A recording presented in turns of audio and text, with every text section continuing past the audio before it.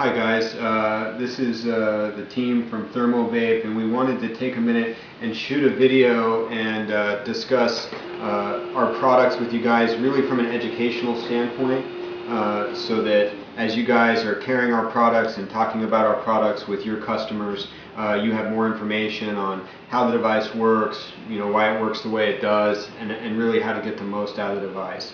So we'll start by talking about the ThermoVape T1.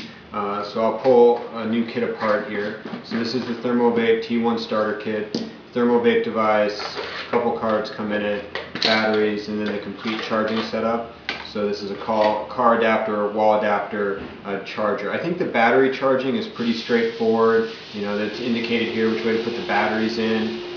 It should be noted that the batteries shouldn't be put on the charger while they're hot. It's better to let them cool down. That's true of any battery. I'm going to set this stuff aside and we're going to focus on the device. So when you get the device and the customer gets the device, the batteries in the device are fully charged and they should be able to hit the switch and the core should warm up. So I've turned it on. I don't know if we can pick this up on the camera, but I think you see that the core is glowing. So out of the box, the device is charged up and ready to go. So this is the bowl. It's still cool even after I've heated it up because it's a convection vaporizer. We're not using conduction vaporizing. And so, the bowl is meant to be pretty straightforward, easy to load. Most people are getting best results between 3/4 and fully loaded. It should be fairly loose. You can notice the ThermoVape, even with nothing in it, has somewhat of a constricted draw to it. And that's to kind of meter the rate in which the air can flow through, because the air's got to flow through the heating chamber in order to generate vapor. So I'll go ahead and remove this bowl.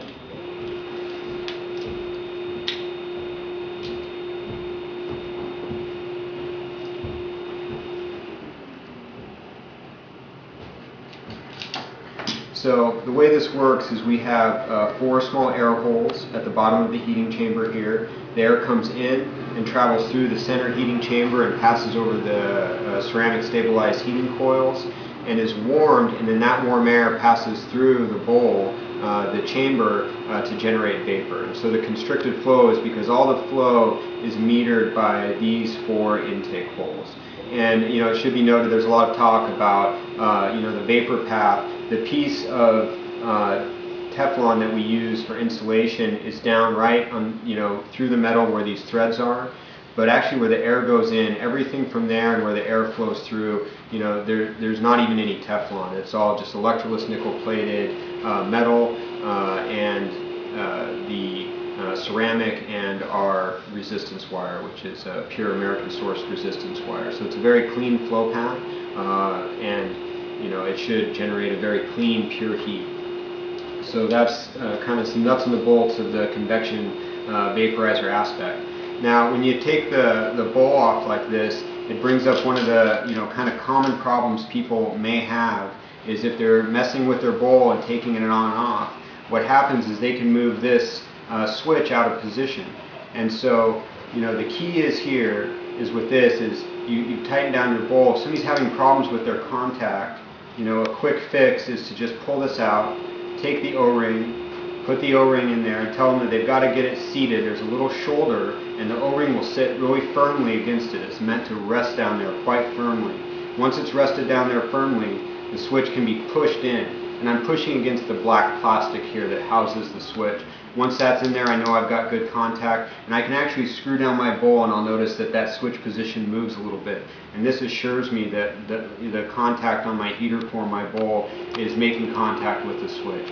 This is kind of one of the most common reasons a ThermoVape won't fire. And so that's a very, very easy fix. So we'll put this guy back together and we'll talk a little bit about how to get the most out of using it, because this is a convection vaporizer and there aren't any other pocket convection vaporizers on the market. So it works a little differently than some of the other stuff out there available to your customers. And every kit comes with a quick start card. We've tried to make this short enough not to, so that people will actually read it and look at it. and detailed enough that for most people we feel like they should be able to get fairly good results out of the gate. And so we'll kind of follow this as we go through how one of these devices work. And so when you get it, I'm going to use one of the shop ThermoVapes here that's already been used. So first step, you have to unscrew the cap. You want to make sure you have your batteries in there. You got your batteries in there, great. It should come with batteries in it. I know I have batteries on. I should be able to flip my switch. And the switch takes no downward pressure at all. It's really just a very light touch moving up. It's a very light spring, and so if people are trying to squeeze it, that can make it hard, but really the switch takes very gentle pressure in that direction. So I turn it on, I know it's working. We tell people to install their batteries.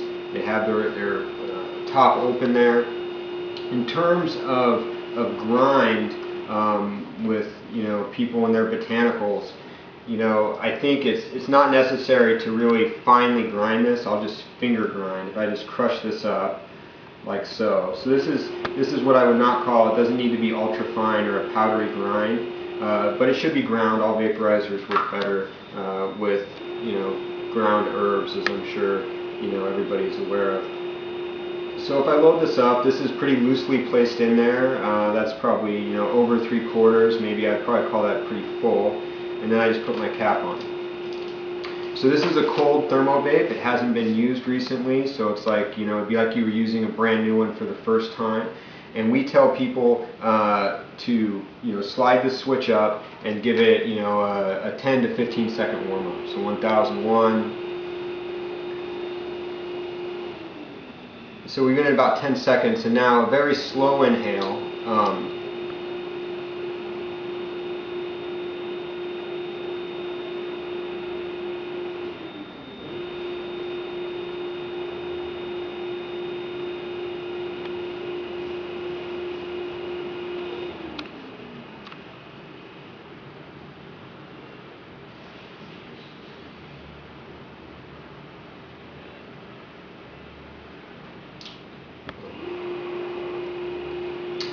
So that was a slow inhale, and it should start a little slow.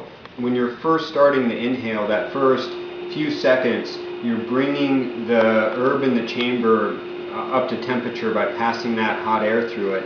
And then the flavor changes and the temperature of the vapor changes, and you're producing vapor, and then you can inhale a little bit faster, kind of up to the limit of what the device will let you. And it's a very long, kind of steady, firm inhale. And then mixing is key too. So there's a couple different techniques that we found people use. Some people loosen the cap a little bit and give it a tap and then screw the cap back on, and that serves to mix it. And so I'll give it a little bit less of a warm up this time. The device has just been used, it's a little warmer. I might just give it 5 seconds warm up. So that's 4 or 5 seconds. Starting slow.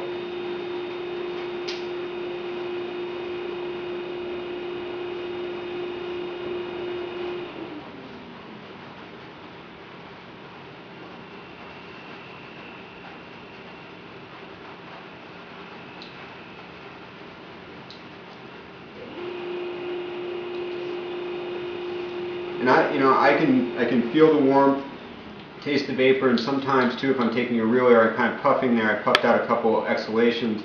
I'll pulse the switch if I feel the vapor is getting a little warm. And the switch can be momentarily released and then turned back on, and it's yet another way to control the temperature of the vapor.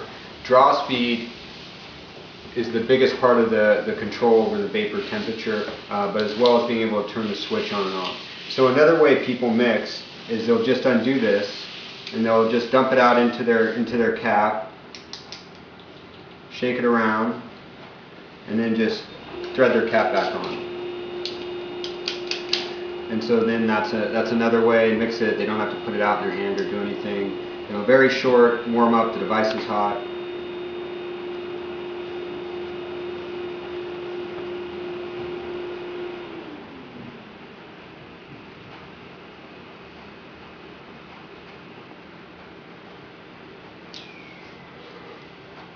So that was a pretty quick, pretty hard inhale. So there's a big range, of kind of slow but steady to as fast as you can, and people will find kind of their sweet spot within that to get good vapor production. It's somewhat an individual thing because of how people inhale and their own anatomy and their vaping preference. But that's kind of the down and dirty to kind of quickly out of the gate. How do you load it and how do you get using it to get good inhalations out of it. It's definitely convection, and so you really have to drive air through it. And just like a desktop unit, a Volcano is a forced convection device, and they're pushing air through it. You're forcing the convection in this device, so you have to make sure to be having a very firm, long inhale that's steady, because that's what's generating your vapor. But convection vaporizing is superior to conduction, and so it's a much better vapor that you're getting out of the device, and it's really the kind of optimal delivery system. So the important variables to remember for people are, a warm-up time, starting slow with an increasing long, firm inhale, and then being able to pulse the switch on and off if they feel like, their vapor's too warm. Maybe people, want their vapor to be a little thinner or a little cooler. So that's kind of the nuts and bolts of loading and using this. Hopefully that was helpful. We can cover some other territory here. In terms of dealing with it. We talked a little bit about troubleshooting. Sometimes people will have a bad battery, so 3 pairs of batteries come with the device. If people have battery issues, we'll certainly take care of them, but that's something to check. If they feel like everything's right with the device, or it was working and all of a sudden it's not, maybe one of their batteries went bad and they should try another set of their batteries. The switch making contact is important. People need to make sure too, if they're, cleaning their T1,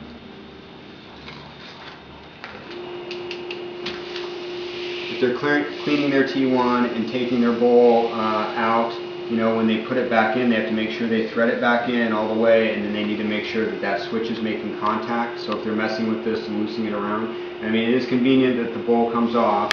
And can be easily cleaned. So this is the part of the ThermoVape that requires the most attention in terms of cleaning. It can be soaked in isopropyl, then rinsed in warm water. It can be soaked in isopropyl and then boiled and then rinsed if they'd like. It should always be let to air dry and then used once again when it's dry. But it's a very easy way to clean and or sanitize.